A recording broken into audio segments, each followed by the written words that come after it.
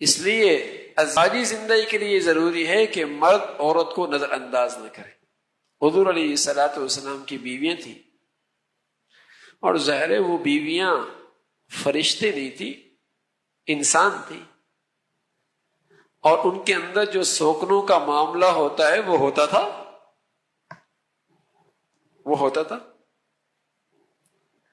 اور حضور علیہ الصلوۃ والسلام کے ساتھ جو عورت بیوی کا معاملہ کبھی کبھی ہوتا، لیکن امی عائشہ صدیقہ رضی اللہ عنہا فرماتی کہ حضور علیہ الصلوۃ والسلام جب بھی تشریف لاتے تو آپ کے چہرے پہ مسکراہٹ ہوا کرتے تھے، نظر انداز نہیں فرمایا، انداز یہ ہوتا تھا۔ جب ایک خاتون گھر میں انتظار کر رہی ہے اپنے شوہر کی، اور شام کو شوہر آ کے اسے نظر انداز کر دے، تو ظاہر ہے اس کی امیدوں پر کتنی بڑی چوٹ لگے گی، اس کے دل پہ کتنی بڑی چوٹ لگے گی کہ صبح سے وہ انتظار کر رہی ہے اپنی شوہر کی، اور رات کو یا شام کو شوہر آیا اور اسے نظر انداز کر رہا ہے، ایک دن دو دن، تو آہستہ آہستہ اس کے نتائج کتنے برے نکلیں گے۔ معاملے باہر کے خراب ہیں تو اس کا اثر گھر پہ نہیں ظاہر ہونا چاہیے۔ غصہ باہر کا ہے، اس کا اثر انداز گھر پہ نہیں ہونا چاہیے۔ پریشانی باہر کی ہے، اس کے نتائج گھر پہ نہیں ظاہر ہونے چاہیے، ورنہ یہ گھر بھی اجڑ جائے گا۔ باہر کے معاملے باہر تک، باہر کے مسائل باہر تک۔ اب گھر کے اندر تو وہ جو عورت بیٹھی ہے، وہ اپنے شوہر کے انتظار میں بیٹھی ہے، وہ توجہ چاہتی ہے، اسے توجہ دی جائے۔ پھر یہ کہ عورت بھی عورت ہے۔ عموماً ایک جملہ کہا جاتا ہے یہ تو ٹیڑھی پسلی کی پیدا کر رہا ہے، حالانکہ علماء نے لکھا ہے کہ ٹیڑھی پسلی عورت کے لیے کوئی عیب نہیں ہے۔ آپ یہ بتائیں کہ ٹیڑھی پسلی ہونا کیا ٹیڑھی پسلی کے لیے عیب ہے؟ کیا خوبی ہے؟ اگر اس ٹیڑھی پسلی کو سیدھا کریں گے تو ٹوٹ جائے گی،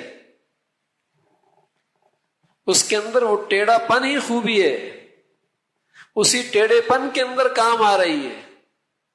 تو در حقیقت حضور علیہ الصلوۃ والسلام ایک بات سمجھا رہے کہ اگر مرد یہ چاہے کہ جو میرا مزاج ہے 100% عورت اس مزاج پہ آ جائے، ایسا کبھی نہیں ہوگا۔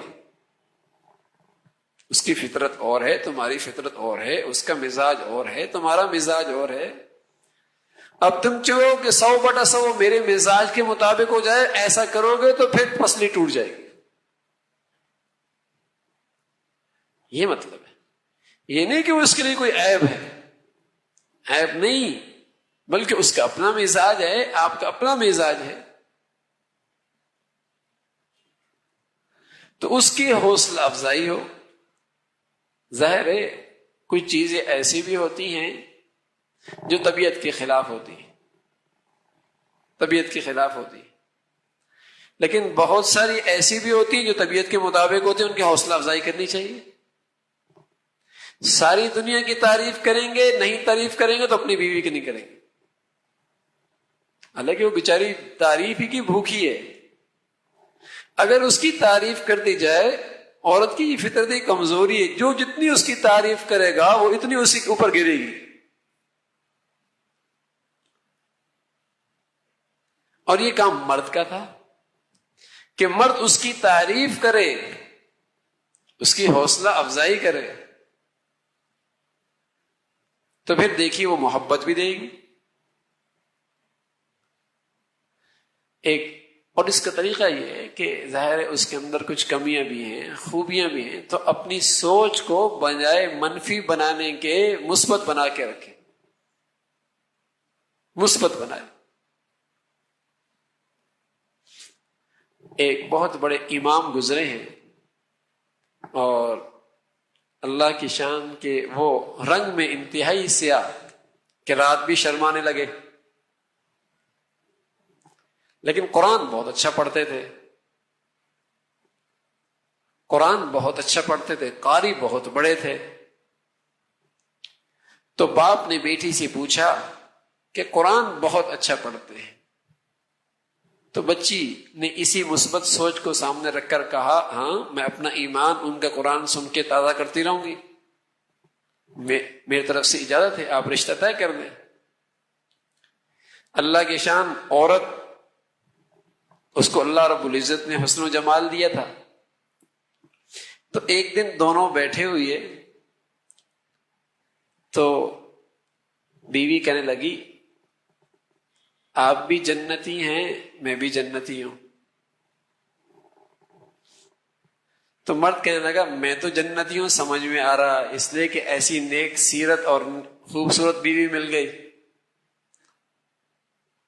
لیکن تم کیسے جنتی ہو؟ کیا بات یہ ہے کہ تم مجھے دیکھ کے شکر ادا کرتے ہو, میں تمہیں دیکھ کے صبر کرتا ہوں, صبر کرنے والا بھی جنتی, شکر کرنے والا بھی جنتی. تو اگر مثبت سوچ بن جائے نا تو پھر گھر اجڑا نہیں کرتے, پھر گھر بن جائے.